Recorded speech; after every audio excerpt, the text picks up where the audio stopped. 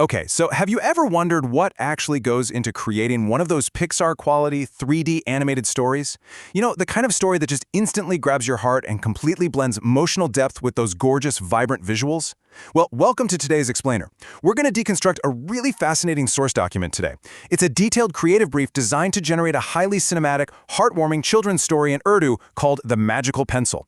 By breaking down the specific instructions and narrative beats in this brief, we get to see exactly how a compelling, emotionally resonant story is literally engineered from the ground up. It's like a giant puzzle coming together. So let's kick this off with a massive question. The real emotional core of the cinematic story we're breaking down today. What is the secret to true magic? Because look, when you're crafting a story for young audiences, we're talking 4 to 10-year-olds, magic isn't just about flashy visual effects. It's not just sparkles on a screen. According to our source material, the magic has to be deeply tied to a moral lesson. The story we're analyzing is designed to answer this exact question, using a mix of humor, adventure, and some really carefully plotted emotional storytelling to keep everyone hooked. Section 1. Meet Lily and the library. This is our setup.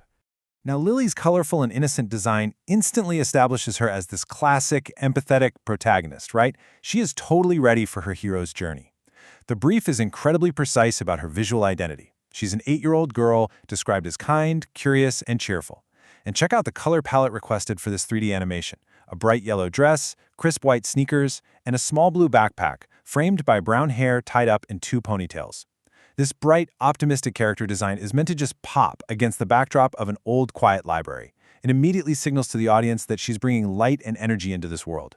Moving on to Section 2, the golden pencil's magic. Here's our inciting incident. Picture this. While exploring a forgotten bookshelf in that dusty old library, Lily discovers a mysterious wooden box, and inside, a glowing golden pencil. But here is the absolute most crucial point. The specific condition established by the kind librarian, Mr. Hassan. He gives her a warning, saying it can bring drawings to life, but only when used with kindness. That single line? That's the game changer. It creates the fundamental rule for the magical mechanics in our story. The golden pencil is her supernatural aid for sure, but its power is entirely dependent on her moral compass. This instantly sets up the stakes for our young hero. All right, let's track Lily's initial use of this supernatural aid during the rising action of the narrative. First, she tests the magic out by drawing a colorful butterfly, and no way, it actually flutters to life. Fueled by pure excitement, she goes on an absolute spree of kindness across her town. She draws food for a hungry little boy, beautiful flowers to cheer up a lonely grandmother, umbrellas to shield kids from the rain, and even a warm little house for a playful homeless puppy. The source material outlines these specific vignettes to visually demonstrate the ripple effect of selfless magic on the community, the wildlife, and her peers. It's genuinely heartwarming. Section 3. The Trap of Greed. We've hit the turning point. Because let's be real, every good story needs conflict, right? Our hero has to face a deep internal test. And this brilliantly illustrates the thematic contrast of the story, visually highlighting Lily's sudden, dramatic descent into greed. The source text dictates a super clear turning point. Everything changes when Lily becomes greedy. She completely pivots from those selfless drawings that help the hungry and the lonely to purely selfish drawings. She starts sketching out gold, diamonds, and expensive toys entirely for herself. The contrast is stark. It pits her initial community-focused actions directly against the sudden, wild burst of self-interest. So, why did the magic stop? We pause right here at the emotional low point of the story, allowing everyone to reflect on the immediate consequence of her actions. The exact second she gives into greed, that glowing golden pencil loses its glow. Nothing she draws comes to life anymore. The magic just stops, dead. This is the structural crisis of our story. It forces the young viewer to connect the character's internal flaw, which is greed, with the external consequence, losing the magical aid. Which brings us to Section 4. True magic is kindness. It's time for the resolution. Losing the magic leaves Lily feeling profoundly sad. But honestly, that's exactly what forces her to seek redemption. The steps to this satisfying character arc are mapped out perfectly right here.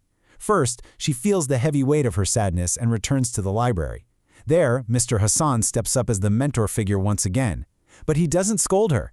Actually, instead, he gently explains that true magic only works for people who think about others before themselves. Lily processes this, truly understands her mistake, apologizes, and consciously makes the choice to start helping people with love and kindness again. Now we get to the emotional climax. This describes the powerful cinematic peak of the 3D animation. Because Lily has learned her lesson and returned to selflessness, the magic doesn't just return, it comes back amplified. The pencil shines brighter than it ever did before. Through her renewed acts of kindness, she fills the entire town with happiness and hope, essentially completing her journey from a naive kid with a cool new toy into a wise, compassionate community helper. And we conclude with the story's memorable moral, exactly as requested by the original blueprint: true magic begins with kindness. It leaves the viewer with a really profound reminder of the timeless value of selflessness in storytelling. By structuring a narrative around a clear rule, throwing in a temptation, allowing the protagonist to fail, and then guiding them to redemption, creators can build an incredibly resonant tale. So, as we wrap up today's explainer, I'll leave you with this to ponder. If you were handed a golden pencil that only worked under Mr. Hassan's strict rule, what is the very first thing you would draw to prove you hold the secret to true magic?